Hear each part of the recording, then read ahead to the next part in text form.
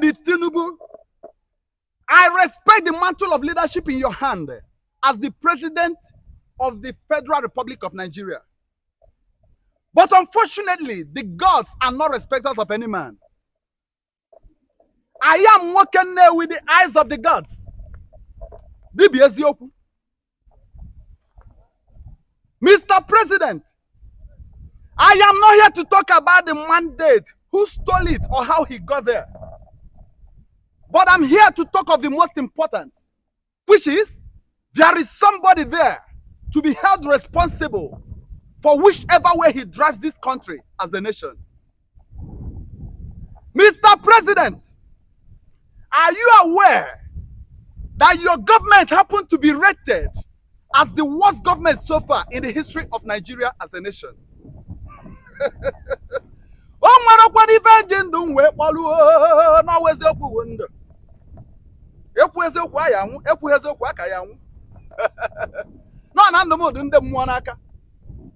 Mr. President, are you aware that more of poor masses are dying on great heights of level, dying of hunger?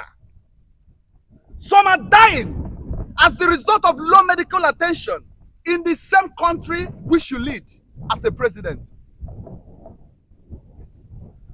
Mr. President, there is no president anywhere or any leader without a seer. There is no good king that will make a good kingship without a prophet. I am the eyes of the gods. What I hear, I say. What I see, I deliver.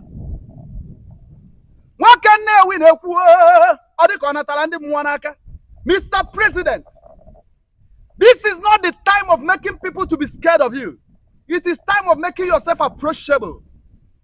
It is time of making yourself advisable. One man's mind is not enough to carry billions at a go. I know you are not the problem of this nation. But what of those that you selected and you elected for the leadership? Are they in line with the directives they got from you? Supervision in different way. Mr. President, a king whom his subjects are so much afraid of can never make a good king. A leader who seems unapproachable can be a reproach to the people he leads. There is no good king without a prophet. No good leader without a seer.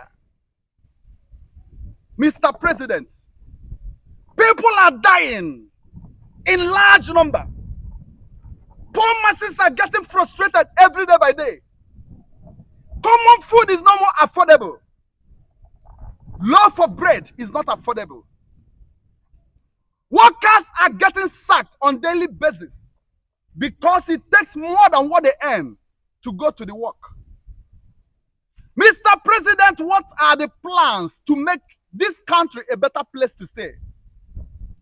Companies are running away from this nation. Medical equipments are no more affordable. Majority of Nigerians are now indulging themselves into self-medication, which you and I know that is a very dangerous thing to do. Mr. President, it is not time for borrow and share. It is not the right time for compensation of loyalty.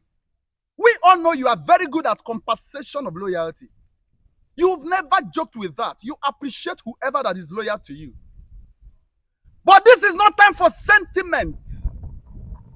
Whoever that is not up and sitting up shall be kept aside. For whatever that goes wrong is resting on one shoulder, which is your shoulder. Mr. President, how long shall we remain like this?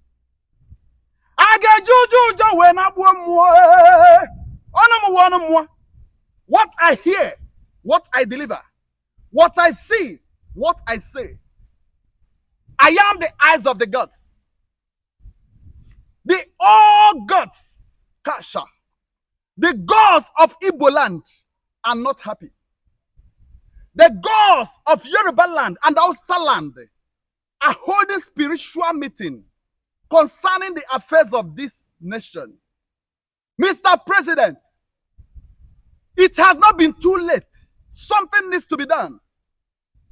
But something that must be done will be done properly in a haste. Else, Nigeria might be a history.